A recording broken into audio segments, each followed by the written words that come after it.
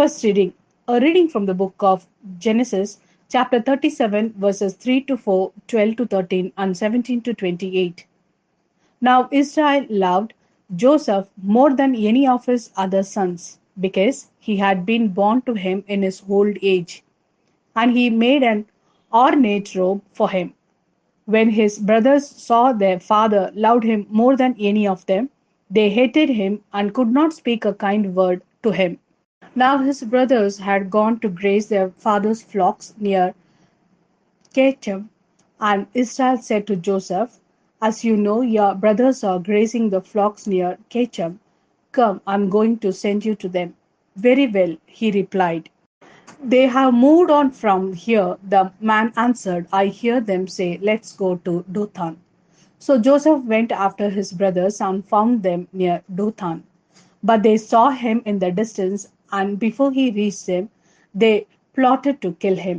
"Here comes that dreamer," they said to each other. "Come, now let's kill him and throw him into one of these cisterns and say that a ferocious animal devoured him.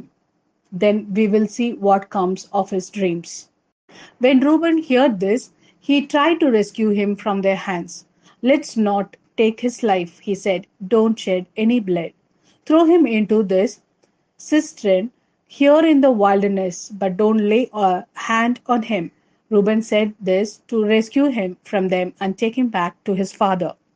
So when Joseph came to his brothers, they stripped him of his robe, the ornate robe he was wearing, and they took him and threw him into the cistern. The cistern was empty, there was no water in it. As they sat down to eat their meal, they looked up and saw a caravan of Ishmaelites coming from Gilead. Their camels were loaded with spices, balms, and myrrhs, and they were on their way to take them down to Egypt. Judah said to his brothers, "What will we gain if we kill our brother and cover up his blood? Come, let's sell him to the Ishmaelites and not lay our hands on him. After all, he is our brother, our own flesh and blood." His brothers agreed.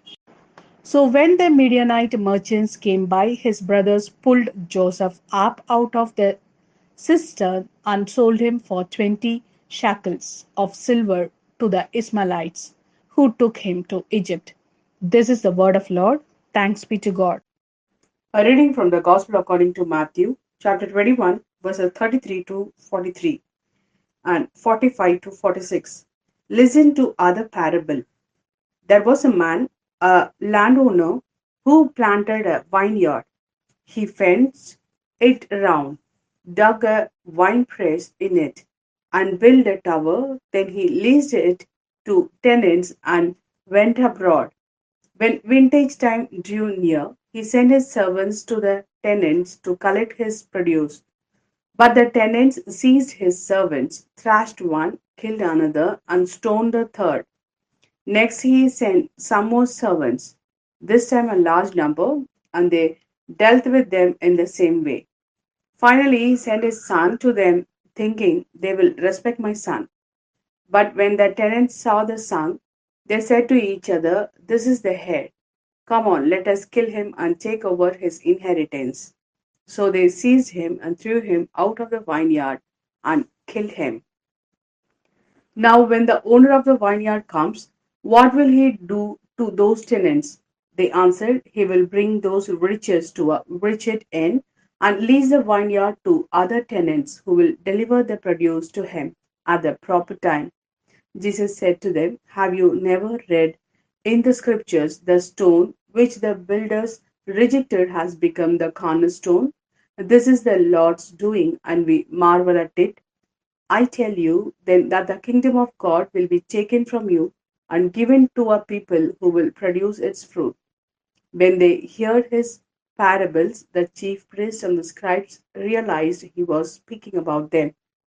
But though they would have liked to arrest him, they were afraid of the crowds, who looked on him as a prophet.